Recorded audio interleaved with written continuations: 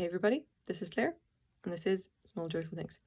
As always, I go out to thrift stores or I go to estate sales, or sometimes I buy things from Craigslist, although I'm doing a lot of thrifting right now because I just find it easier.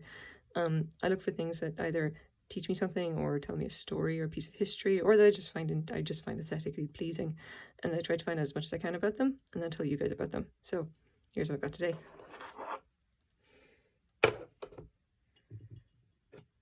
I think this is probably going to be a little bit difficult to see. Just about fits in frame. This is a vase with handles, and it's quite big, and you see it's got there's a lot going on. Let's just say there's lots going on here. So I picked up this vase. I bought it for $8 in a thrift store, and I did not get it because it's aesthetically pleasing. I just want this to be clear. My taste doesn't really go for stuff like this.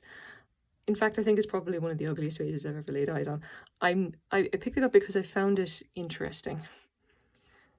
Because there is a lot going on. Like you think just with the brown vase, and they decided that wasn't weird enough, and then they decided, okay, let's give it these long white stripes, and no, that's not extra enough.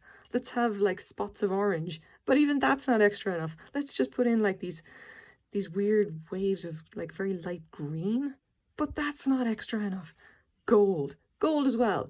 It's like they decided to take absolutely everything and throw it into one vase, and I was just kind of interested by that. It's just that everyone was just like, throw everything at this vase, just all the stuff. Classical kind of a vase, Greek vase shape, I guess. All the glaze. So, okay, that said, let's measure. Is, I'm going to say, about 5 inches across, and that's definitely the widest part of it. And if you put it down, don't let it roll. Stay.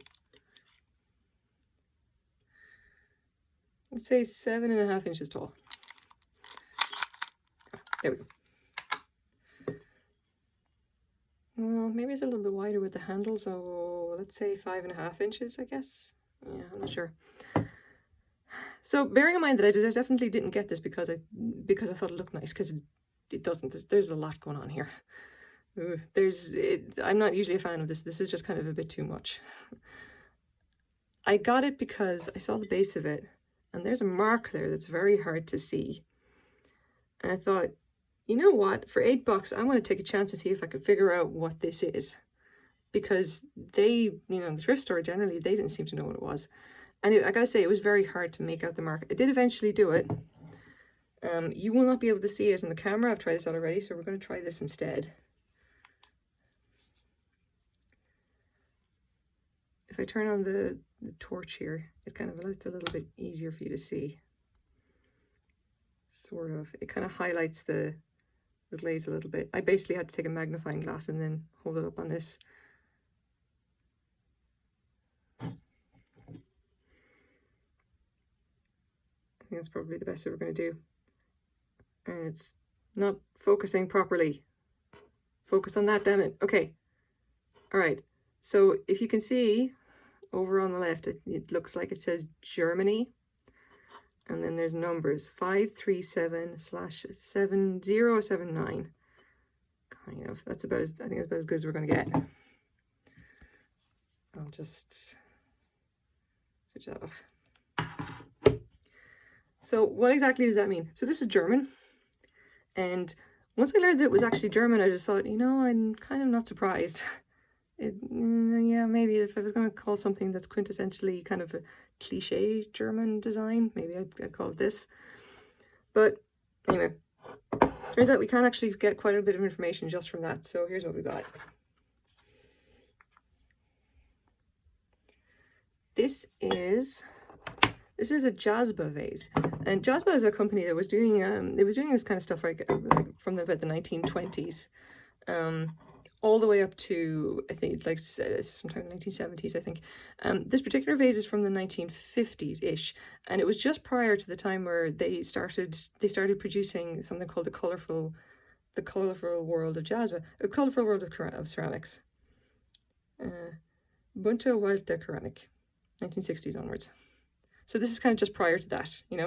And there's a little bit here, we've got a little bit of information here from a collector who's basically just talks about what Jasba were actually doing or whatever in the the 1950s. They're doing this kind of whatever you want to call this design, and they basically transitioned in the 1960s over into this kind of big splotchy bright red, bright orange, bright yellow, like I think this is definitely 1960s design. That's definitely what that is.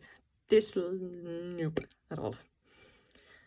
So there's kind of some examples here, and like a lot of them, the 1960s stuff is just amazing. It's incredibly eye-catching. This is very kind of dull in comparison.